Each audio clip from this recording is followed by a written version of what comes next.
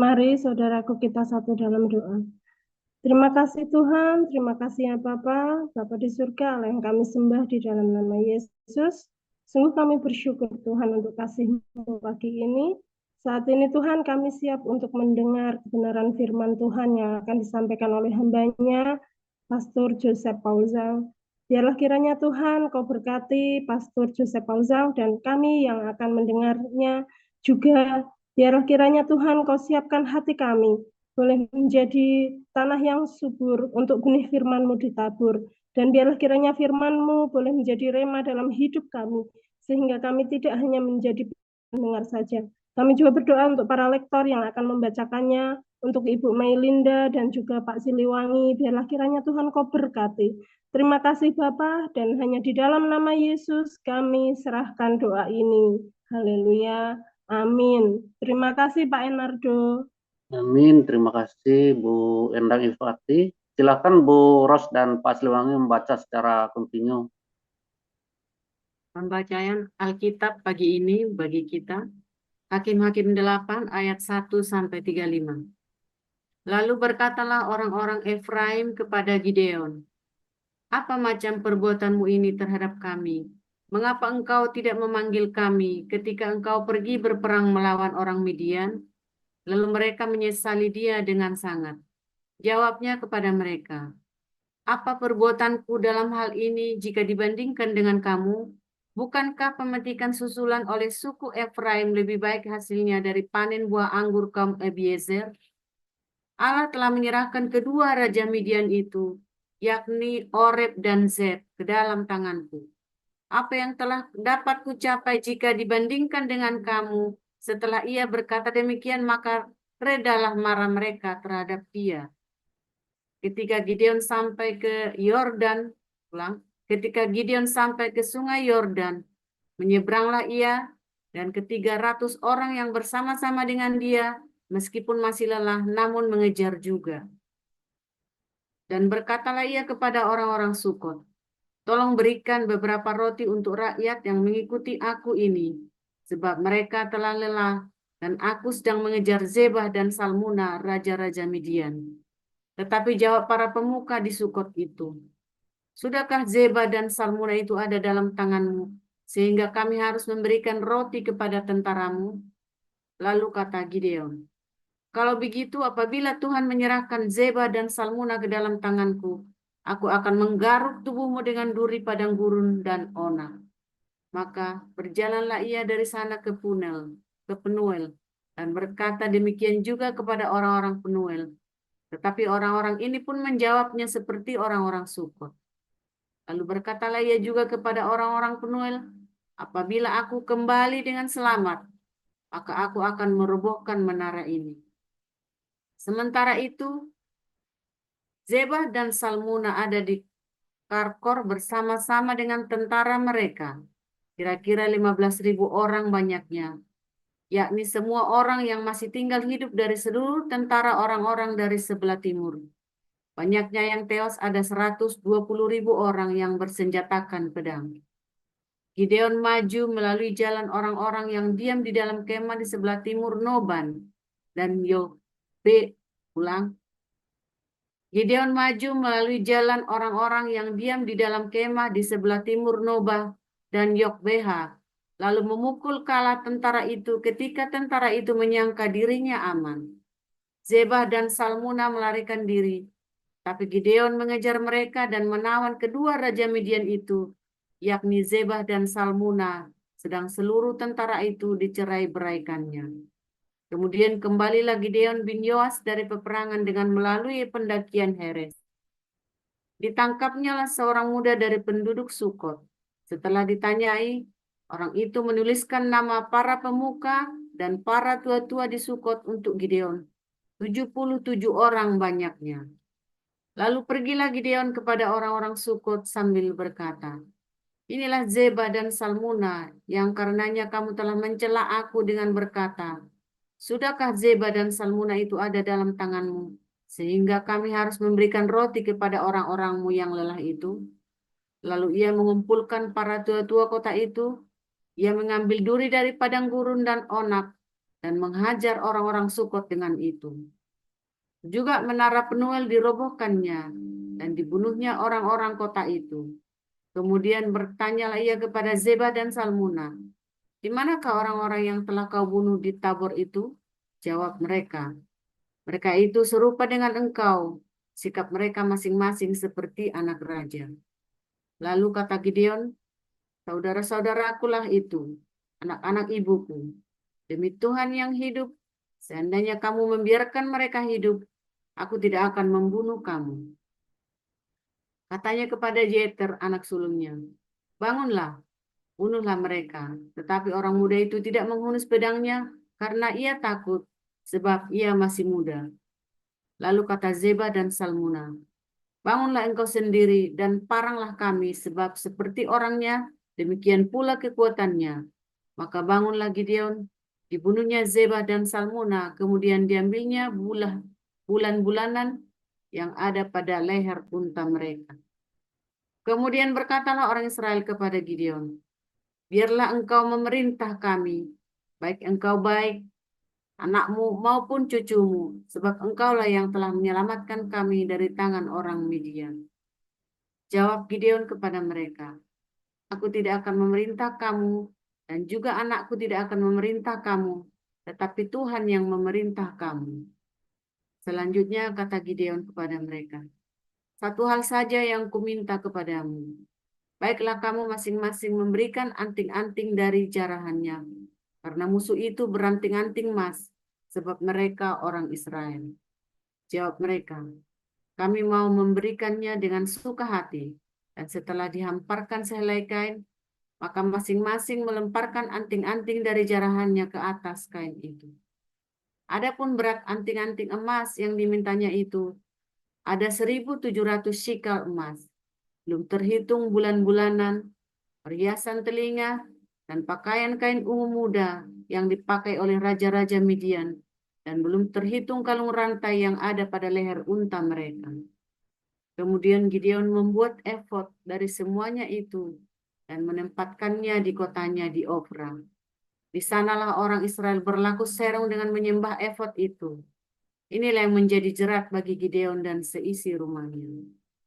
Demikianlah orang Midian tunduk kepada orang Israel dan tidak dapat menegakkan kepalanya lagi. Maka amanlah negeri itu 40 tahun lamanya pada zaman Gideon. Lalu Yerubbaal bin Yoas pergilah dan diam di rumahnya sendiri. Gideon mempunyai 70 anak laki-laki, semuanya anak kandungnya, sebab ia beristri banyak. Juga gundiknya yang tinggal di Sikem melahirkan seorang anak laki-laki baginya. Lalu ia memberikan nama Abimelek kepada anak itu. Gideon bin Yoas mati pada waktu rambutnya telah putih. Lalu dikuburkan dalam kubur Yoas ayahnya di Ofra, kota orang Abiezer. Setelah Gideon mati, kembalilah orang Israel berjalan serong dengan mengikut para Baal dan membuat Baal Berit menjadi Allah mereka. Orang Israel tidak ingat kepada Tuhan Allah mereka yang telah melepaskan mereka dari tangan semua musuhnya di sekelilingnya. Juga tidak menunjukkan terima kasihnya kepada keturunan Yerubbaal, Gideon, seimbang dengan segala yang baik yang telah dilakukannya kepada orang Israel. Demikian.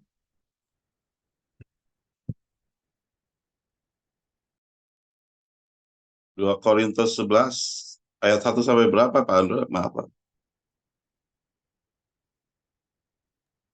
Sampai 35 sampai habis pasalnya. Oke, makasih.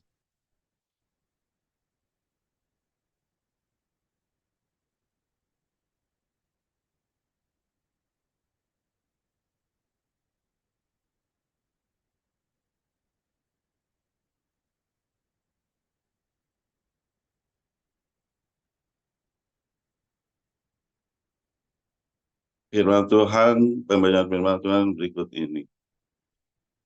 Alangkah baiknya jika kamu sabar terhadap kebodohanku yang kecil itu. Memang kamu sabar terhadap aku. Sebab aku cemburu kepada kamu dengan cemburu.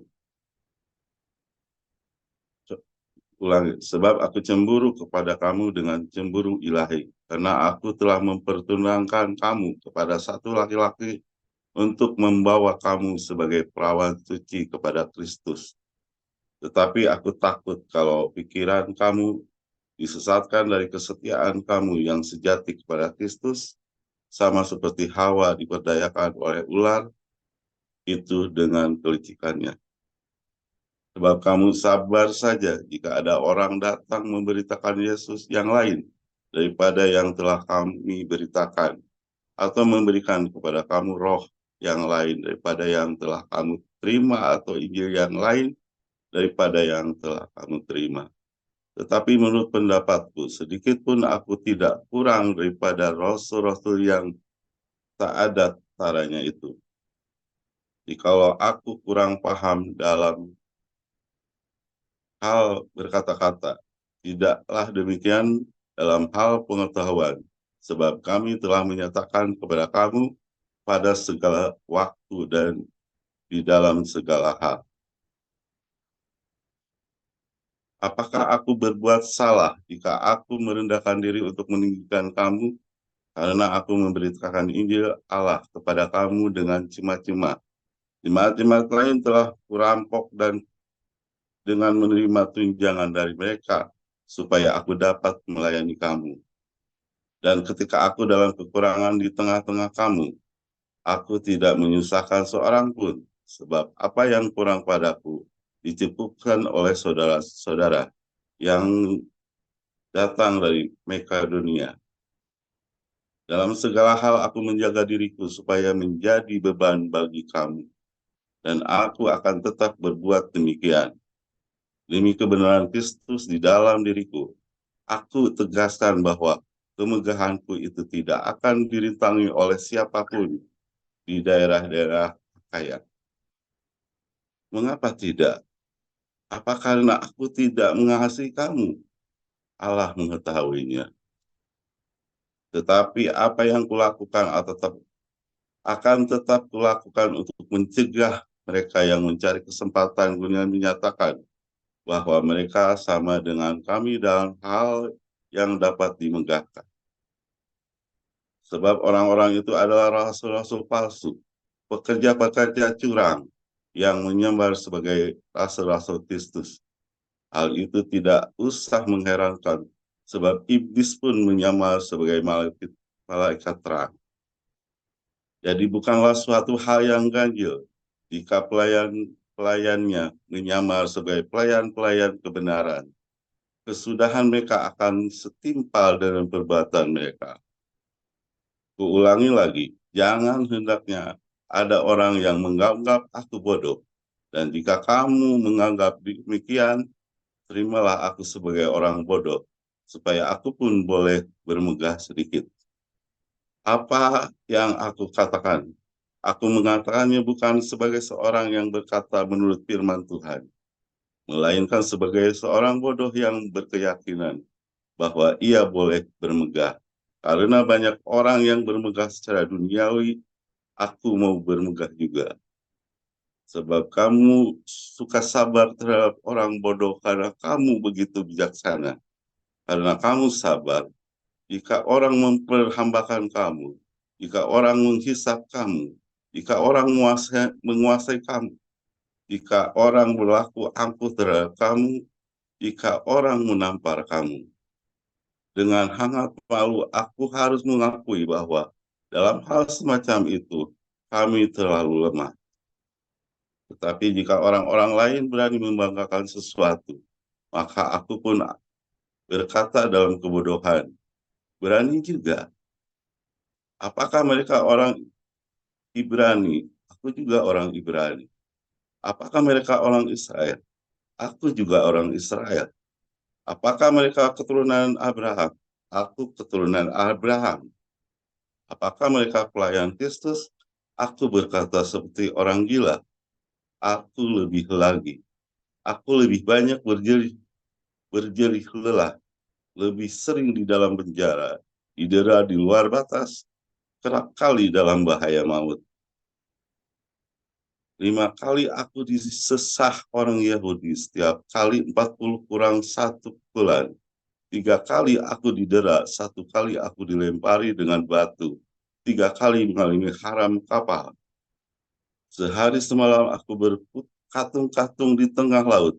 Dalam perjalanan, aku sering diancam bahaya banjir dan bahaya penyamun, bahaya dari pihak orang-orang Yahudi dan pihak orang-orang bukan Yahudi. Bahaya di kota, bahaya di padang gurun, bahaya di tengah laut, dan bahaya dari pihak saudara-saudara palsu. Aku banyak berjeri lelah dan bekerja berat. Kerap kali aku tidak tidur, aku lapar dan dahaga. Kerap kali aku berpuasa, kedinginan dan tanpa pakaian. Dan dengan menyebut banyak hal lagi urusanku sehari-hari, yaitu untuk memelihara semua jemaat-jemaat. Jika ada orang merasa lemah, tidakkah aku turut merasa lemah? Jika ada orang tersandung, tidakkah aku hancur oleh duka cita? Jika aku harus bermegah, maka aku akan bermegah atas kelemahan Allah, yaitu Bapa dan Yesus Tuhan kita, yang terpuji sampai selama-lamanya, tahu bahwa aku tidak berdusta. Di Damsik, wali negeri Raja Aretas menyuruh pengawal kota-kota orang Damsik untuk menangkap aku. Tetapi dalam sebuah keranjang aku diturunkan dari sebuah tingkap keluar tembok kota, dan dengan demikian aku terliput dari tangannya.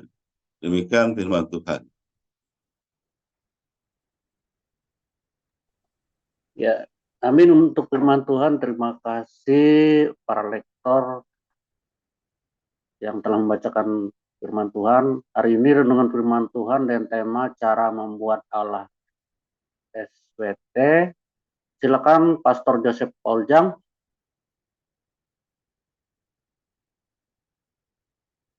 Silakan Pastor Paul. Haleluya, firman Tuhan selalu baru setiap hari. Ketika kita menanti-nantikan Tuhan dengan penuh cinta, tanpa putus asa, saudara ya. Terus konsisten mengasihi Tuhan, ya terus. Kalau lagi nunggu-nunggu itu jangan lupa sambil mengasihi sesamamu manusia, saudara. Jangan lupa, makanya jangan lupa berdiakonia. Sambil kamu nunggu-nunggu jawaban Tuhan. Ya, jangan lupa berdiakonia, terus tekun, sabar, saudara ya. Serius, itu nanti kamu akan dapatkan jawaban mantap, pasti mantap, jangan takut. Mungkin kamu ada bikin salah, memang ya. Mungkin kamu memang ada bikin salah dalam perkara-perkaramu itu, dalam pencobaanmu memang kamu mungkin salah. Mungkin kamu memang ada yang nggak benar.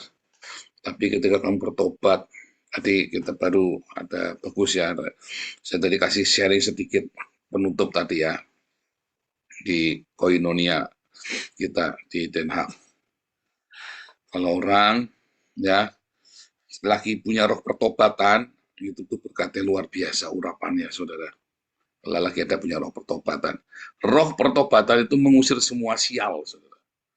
Makanya kamu lagi punya pertobatan, kembangkan roh pertobatan itu. Ya, hatimu yang tulus, rendah hati, ya. Saya lagi ada satu yang sedang saya layani ya, saya khusus, saya doakan dia tiap hari. Orang ini punya masalah yang gila, saudara. Masalahnya konyol, tapi waduh, bikin runyam seluruh Belanda, saudara ya. Masalahnya sepele, tadinya cuma sepele, tapi terus jadi runyam. Tapi saya layani, saya bilang, kamu ada terobosan. Orang ini, ya saudara, dia mulai tunjukkan, saudara ya. Tiap datang, ya, dia benar-benar melayani. Ini orang hebat, saudara. Ini orang hebat. Dulunya ini orang hebat, saudara ya. Nah, dia bilang, kamu mau merendah, kalau kamu mau merendah, Tuhan pasti tolong kamu. Dia benar-benar yang merendah, saudara ya. Dia benar-benar merendah. Dia lakukan semua instruksi saya ya. Dia bilang, saya sakitnya cuma 2 tahun. Saya yakin orang ini akan dipulihkan, saudara. Tiap hari saya doakan orang ini, saya yakin akan terobosan buat dia, saudara. Saya sudah banyak melihat orang-orang ya yang kalau kamu nurut, saudara ya, merendah, karena berkat datang ke tempat yang rendah, saudara. Dan orang ini pasti akan mengalami terobosan. Kedua, ya, kalau Anda ada orang ya, Koden itu ngomong paling bagus ya, hari apa itu kalau nggak salah itu, Anda cari Facebooknya Daniel Alexander ya. Jangan pernah menilai orang. Bahasa Belandanya itu beoordeling ya. Jangan kamu menilai orang sembarangan, saudara. Mungkin dia dulu jahat, tapi waktu dia bertobat kan kamu nggak tahu. Jangan-jangan waktu dia bertobat malah kamu yang belum bertobat. Dan orang ini kemudian diberkati Tuhan, padahal orang dosanya banyak, sementara kamu dosanya dikit, tapi orang itu yang diberkati Tuhan, karena dia bertobat, saudara. Ya, jadi hati-hati, saudara ya. Dua hal itu kamu ingat-ingat. Ini adalah hukum universal, bukan hukum agama. Hukum agama nggak begitu, saudara. Hukum agama beda. Ini adalah hukum universal, hukum alam semesta ini. Ya, the law of universe. The universal law of universe. Bagus kan? Universal law of universe. Hukum yang secara umum yang ada di alam semesta ini. The universal law of universe. Ingat-ingat namanya ya. Nama ini yang bikin Nabi 26, saudara ya. Universal law of universe.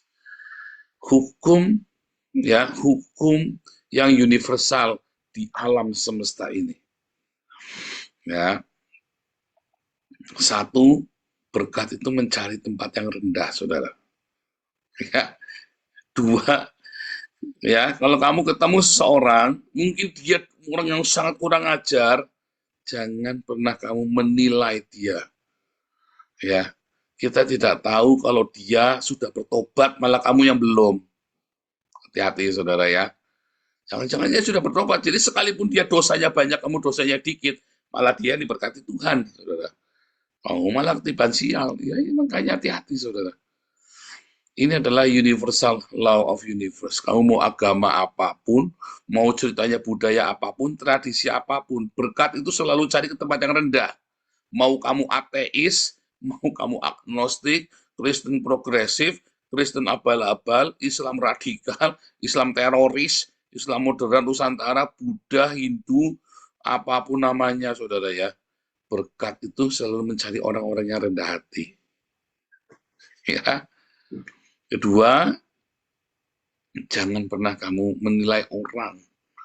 Di stereotip selamanya begitu. Belum tentu, saudara. Belum tentu. Orang itu ada tobatnya, dan kita tidak tahu kapan tobatnya dia. Saya sendiri kan sudah tobat. Lalu orang-orang yang dulu saya sakiti gimana, saudara? Masih misu. Tapi saya diberkati lebih dari dia, kan dia nggak bisa apa-apa. Kecuali dia sama-sama dia mencari Tuhan. Tapi Anda ingat anak bungsu dengan anak sulung. Si anak sulung ini nggak dapat apa-apa. Lukas 15 ya. Anak bungsu ini mendapatkan berkat yang luar biasa. Dapat cincin baru, dapat jubah baru, sandal baru. Ya kan?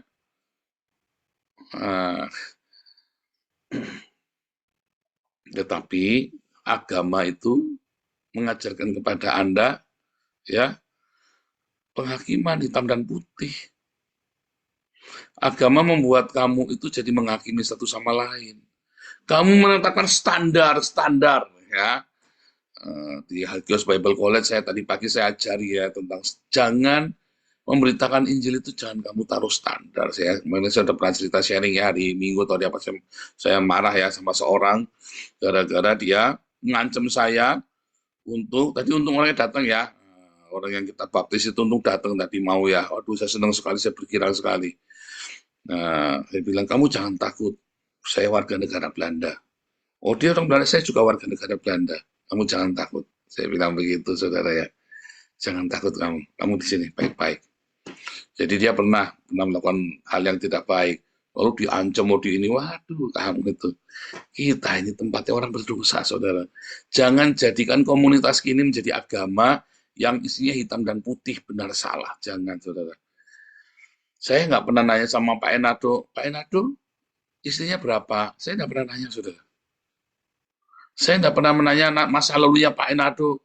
Pak Enado dulu pernah jadi penjahat, nggak pernah, saudara. Itu sarang waletnya hasil dari Gunung Kawi apa dari mana, nggak pernah saya. Mau kayak Pak Enado di sini, saya tahu dia niat mau bertobat, saudara. Saya nggak pernah nanya sama Bu Sarma, nggak pernah nanya Pak Iman, nggak pernah nanya, saudara. Kita ini bukan agama, ya. Kita ini sedang mencari kehidupan yang berkenan kepada Tuhan. Mungkin dalam beberapa hal kita bisa gesekan, tapi ya, yang paling penting kita selalu kembali ingat, oh ya, aku mau mempraktekkan cinta, aku mau mempraktekkan kasih. Jadi bisa aja ada gesekan. Kalau agama nggak bisa. Agama itu hitam dan putih, saudara, benar salah. Benar salah, hitam putih. Kamu harus standarmu, ada standar ya, dalam beragama. Kalau pengurus itu, ya jangan begini, jangan begitu. Itu standar tuh ya. Masa pengurus begitu, masa ketua yayasan begitu, masa itu tadi ya. Saya nggak pernah nanya, saudara. Tetapi begitu kamu sudah masuk di sini, ayo bertobat. Iya dong. Tapi kita tidak pernah pilih-pilih orang. Ya, saya nggak pernah pilih-pilih orang. Saya selalu tanya satu-satu. Oh mau? Loh, kenapa yang jadi pengurus ini Pak Enardo? Ya, karena yang lain nggak mau, saudara. Makanya kita suruh Pak Enardo. Kenapa yang jadi pengurus pembantu? Karena dulu yang waktu kita tawarin dari dulu nggak ada yang mau. Kenapa yang jadi pengurus Kopulianti? Ya karena dari dulu nggak ada yang mau.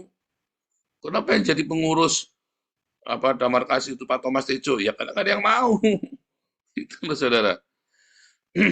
Ya, karena kan Anda deket-deket dengan saya, tampil dengan saya begini kan bukan perkara cekerenes, saudara. Ya kan? Kalau agama itu ceritanya hitam dan putih. Ya, makanya kalau begitu gesekan, dosa nggak dosa, ceritanya ruwet tuh. Ya kan? Tapi kalau kamu cerita tentang kasihnya Tuhan Yesus, maka kamu nggak akan cerita hitam dan putih. Kamu ceritanya, ini saatnya bagiku untuk mempraktekkan kasih. Ini saatnya bagiku untuk mempraktekkan aku mengasihi dia. Ya, saudara ya, judulnya ini bagus ya, bagaimana menciptakan Allah SWT. Gampang, saudara. Ya, ini bukan masalah perkara kamu ya, perkara hidup kita diberkati itu bukan perkara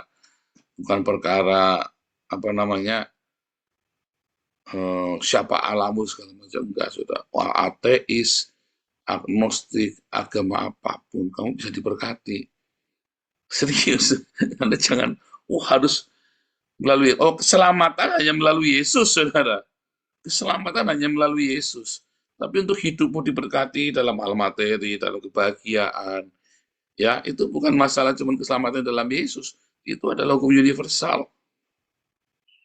Ya, jadi jangan mengklaim bahwa punya yang paling yang lain nggak ada, nggak bisa. Kalau keselamatan, karena standar cintanya kan harus standar cintanya Tuhan Yesus. Ya, tapi kalau masalah berkat, kamu kudu rajin bekerja, jujur, dan sebagainya macam itu caranya ya. Makanya kalau Anda diiming-iming dengan Allah, Tuhan, itu gampang, saudara. Bagaimana sih cara menciptakan Allah? Anda masuk aja ke gua, saudara. Begitu keluar, Anda bilang, aku nabi. Ini aku bersama dengan Allah. Itu saja, saudara. Menciptakan Allah itu gampang. Ya, mungkin beberapa orang udah mulai shock ya ketika saya bilang. Ya, di kelas profetik juga saya ngajarin ya. Kamu tahu itu agama. Agama itu adalah sains, adalah science. Kalau kamu kembali kepada agama, kalau kamu bercokol dengan agama, di mana agama itu lahir dan bertumbuh, maka kamu kembali ke zaman itu.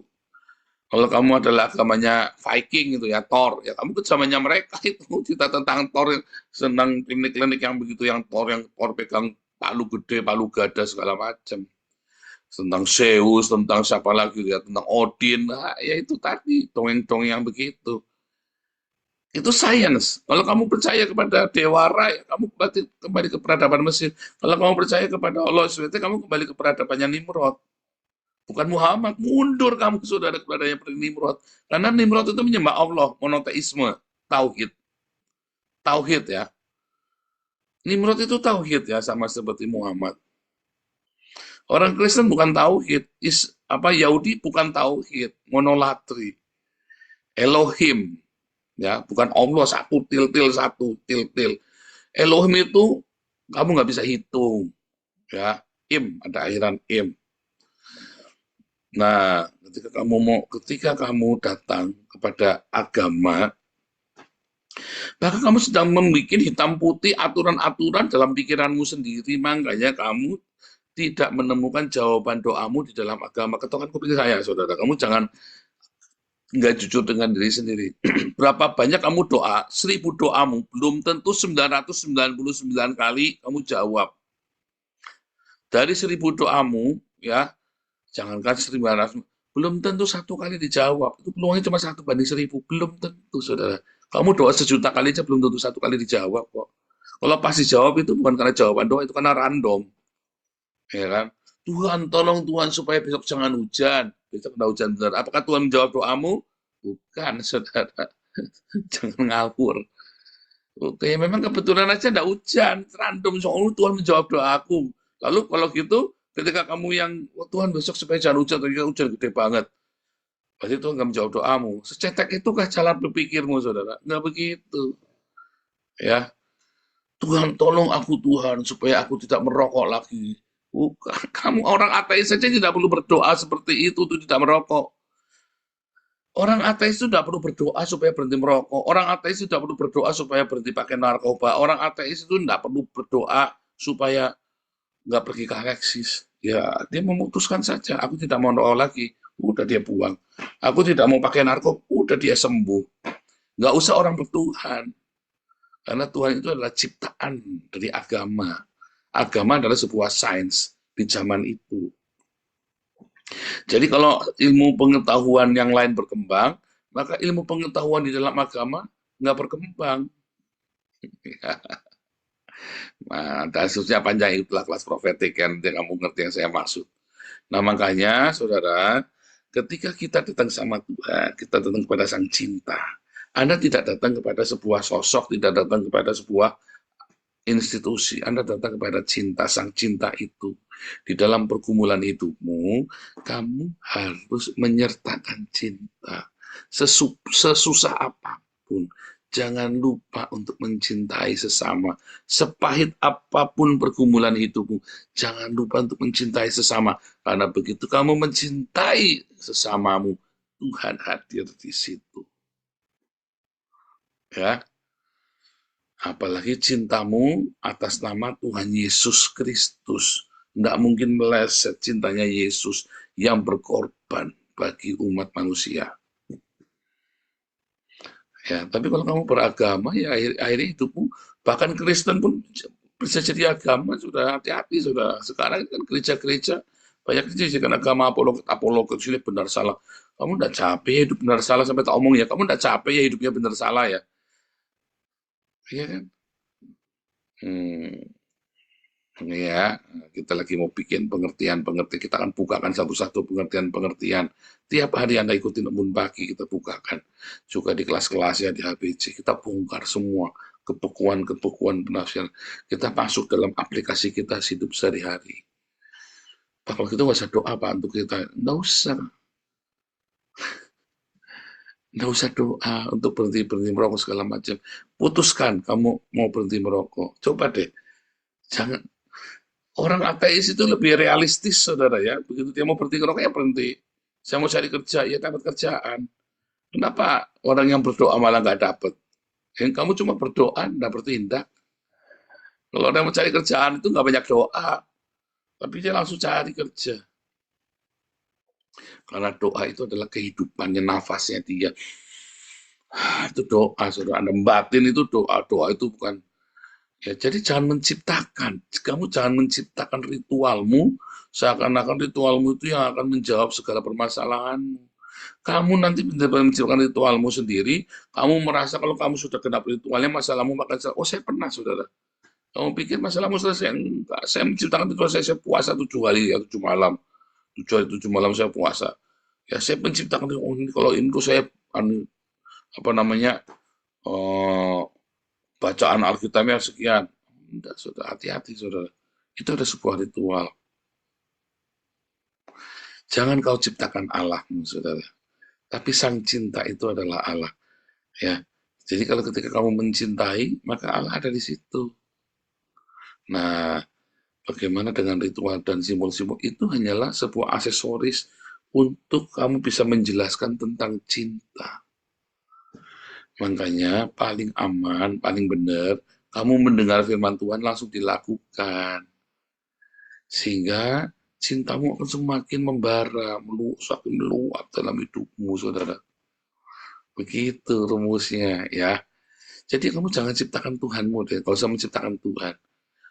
Ya, agama itu menciptakannya Tuhan, masih Islam menciptakan Tuhannya, Kristen menciptakan Tuhannya. Tapi kalau Kristen dalam tanda kutip, kamu tidak menciptakan Tuhanmu, karena kamu ada di dalam kasih karunia, di dalam cinta agape. Cinta itulah sang Bapa. Ya, saudara ya. Haleluya. Ingat-ingat, dalam masalah apapun kamu, jangan lupa untuk mencintai. Ya, seberat apapun masalahmu, jangan lupa mencintai. Tuhan Yesus memberkati.